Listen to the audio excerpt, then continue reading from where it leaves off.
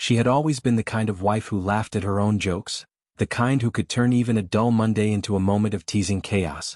That evening, as the two of them sat across from each other at the dinner table, she felt a mischievous spark, a small, harmless desire to see how far she could push him. Her glass of wine caught the light, and the clink of it against the crystal seemed to punctuate her brewing plan. "You know," she said, her voice playful, eyes glinting with something that could only be called amusement, "sometimes I think I could use a new husband." She laughed lightly, expecting him to frown, maybe raise an eyebrow or even laugh with her.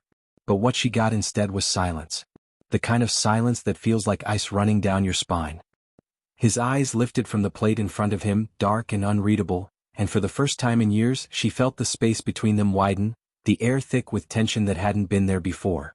"A new husband?" he repeated, his tone flat, almost clinical. No crack of humor, no playful nudge. She tried to laugh it off, to soften the edges of her words.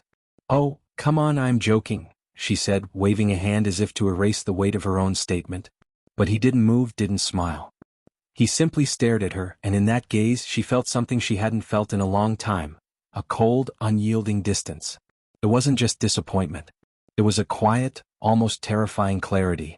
She remembered the early days of their marriage, the way he used to pull her close after a long day, how his laugh would spill across the room and make everything else fade away. Those memories now felt fragile, like glass balanced on a ledge. She had always known he was a man of few words, but tonight, that restraint seemed like a weapon. Every second stretched endlessly. "Are you serious?" she asked, trying to mask the panic creeping into her chest. Her voice, normally light and teasing, carried a tremor now. He didn't answer immediately. Instead, he set down his fork, the sound deliberate, almost echoing in the quiet dining room. "Do you think marriage is a joke?" he finally asked, and the simplicity of the question hit her harder than any shouting match could have. It wasn't anger. It was precision. It was as if he had measured every moment of their life together and compressed all the disappointment, all the quiet betrayals, all the unspoken resentments into one cold, controlled sentence. Her laugh faltered. She had expected banter, sarcasm, maybe even a witty comeback. Instead, she felt small, almost exposed. "I didn't mean it like that," she said quickly, the words tumbling out like fragile glass. "It was just a joke. You know me, always teasing." But he didn't shift. He didn't soften. His expression remained stoic, unmoving, like he had already seen the humor evaporate and found nothing left. For a moment, the room felt unreal, as if the walls themselves had drawn back to watch the scene unfold. She searched for the familiar warmth in his eyes, that spark of connection that had always made her feel safe, but it wasn't there. It was gone. Replaced with a precision that unsettled her, a calm that hinted at consequences she hadn't anticipated. "You know," he said slowly, choosing each word with the care of someone dismantling a machine, "I've always thought we had something real. Something worth protecting." His voice was low, controlled, but it carried a weight she hadn't recognized before. Every laugh, every shared secret, every whispered word from the past seemed to hover in the air, fragile and suddenly suspect. "And when I hear you talk like our life is disposable, like I'm disposable, I realize something important." He paused, letting the silence do some of the work, letting the gravity of his words sink in. She felt it then, the slow, creeping chill of realization. This was no longer about a joke. This was about the foundation of their life, shaking under the weight of her careless words. She tried to reach across the table, her hand trembling, hoping to bridge the sudden gap, but he didn't respond. Instead, he leaned back, the chair making a soft scraping sound on the tile. "We've spent years building this," he said, voice even, measured, precise. "Years of trust, of compromise, of understanding. And tonight, it feels like all that effort can be questioned with a single careless line." He wasn't angry, and that was what made it worse. Anger could be argued with, could be placated, could be worked through. But this was the kind of clarity that cuts deeper than any raised voice ever could. She swallowed hard, trying to gather herself, to understand what had just shifted between them. "I didn't mean to," she started, but he cut her off.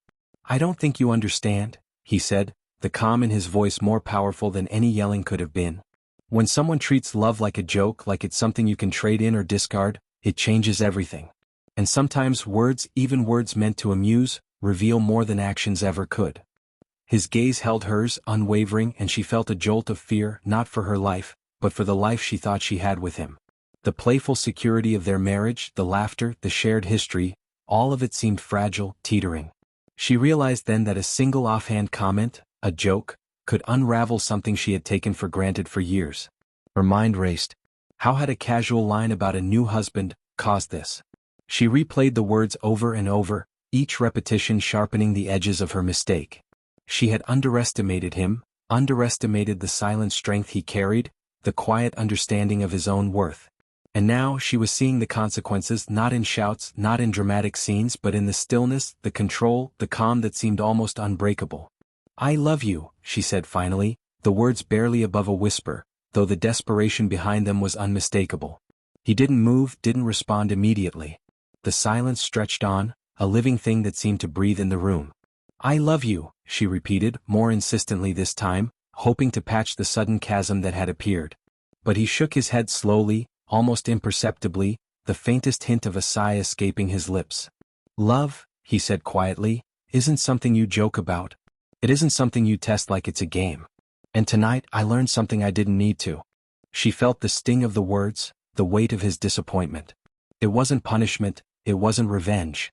It was recognition. Recognition of a boundary she hadn't considered, a respect she hadn't honored. The playfulness of the evening, the wine, the laughter, all of it was gone. In its place was a sober, unflinching reality. She had joked about wanting someone new, and in doing so she had reminded him and herself of the fragility of trust, of the seriousness of commitment, of the consequences that even casual words could carry in the delicate architecture of a shared life. She wanted to reach for him, to fix what had been broken in a single gesture, but she realized some things couldn't be undone so easily. Some things demanded acknowledgement, reflection, and change. His eyes, still steady and unmoving, held her accountable without a single raised voice. And for the first time in years she understood the quiet, unyielding power of someone who loved deeply but demanded respect in return. The room was quiet. The wine glass sat untouched, the food cooling on the plates, and yet the silence was alive.